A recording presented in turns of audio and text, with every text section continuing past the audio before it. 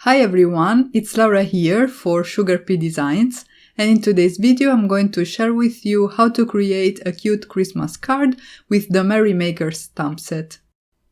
I started by die cutting some watercolor cardstock with the SugarPea Designs Heart Journal card die, and I am now doing some ink blending with my Distress Oxides. I'm using a blending brush and I'm going to use some shades of green, starting from Cracked Pistachio, moving on to Evergreen Bow, and then finishing off with Pine Needles. I'm going for a gradient effect and I'm going to go back and forth in those transition areas between the two colors. So in this case it would be between the Pine Needles and the Evergreen Bow, and lower down where you see that harsh line now, I will go back with my Cracked Pistachio and a little bit more of that Evergreen Bow so that I get a nice and smooth gradient. Blending brushes make it a little bit easier to get these nice and smooth blends, and I really enjoy using them.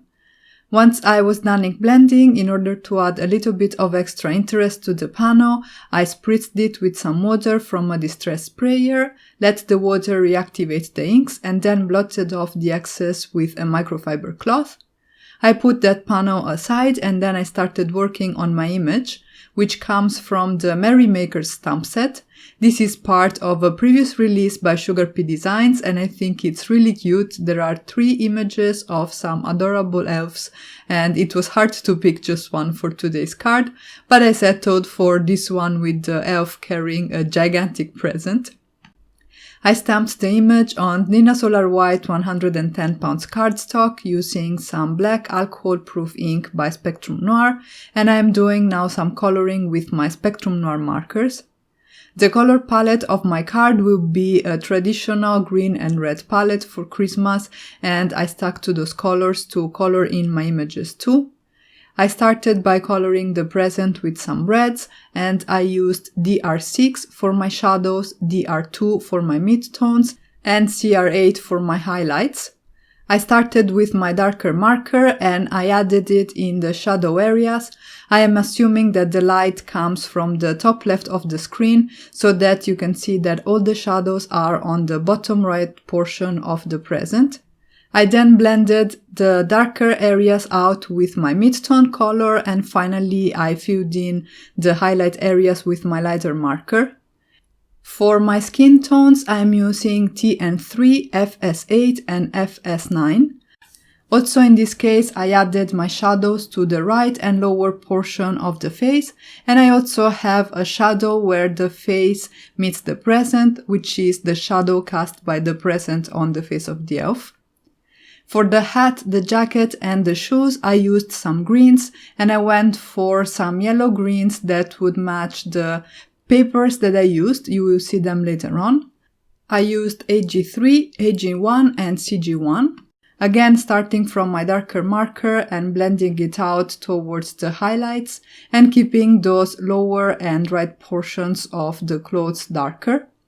I introduced some reds to the outfit of the elf, so I colored the trousers and some of the stripes on the t-shirt with my red markers, using the same ones that I used for the present, and I shaded the rest with some cool grays so that the rest of the t-shirt would look white, but there would still be some dimension. Lastly, for the ribbon, I used some gold browns and some golden yellows because I wanted it to look golden. So I started with my GB6 marker, which I laid down again in the shadow areas. I blended it out with a GB4 marker, leaving a lot of space for my midtones and my highlights, because in this portion of the image I actually used 4 markers. The next one is the GY3 marker, so I am mixing color families here to get this golden look. I am blending it with the markers that I already have laid down, leaving a little bit of space for my GY1 that I'm using to blend everything together and to fill those highlights. If I feel like I need to darken the shadows, I can go back with the markers that I have already used and add a second layer to intensify the contrast. And finally, I used those golden browns and yellows for the details on the hat and on the shoes. Once I was done coloring, I die cut the image with the coordinating dies to the Merry Makers stamp set, and I also die cut some of the designs in the Spots and Stripes Brights paper pad.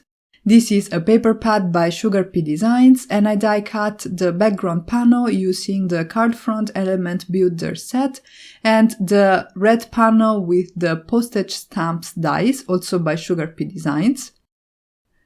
Next, it was time to work on my sentiment, and I decided to use the Also Jolly sentiments.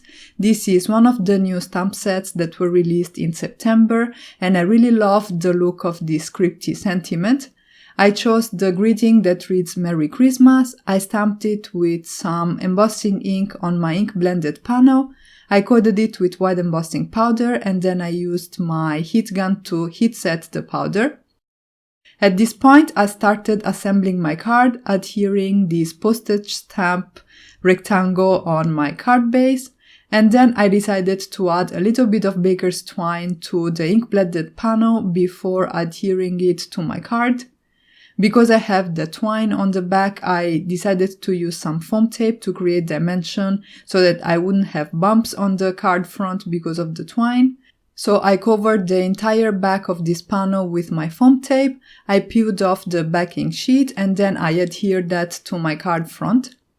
I decided to use some more foam tape to adhere the little elf to, and I positioned it on the opposite corner of that ink blended background with respect to the sentiment to create some movement on the design. I die cut some snowflakes out of some white cardstock, and these are obtained with a die which is part of the Snowflake tag set, also by SugarPea Designs.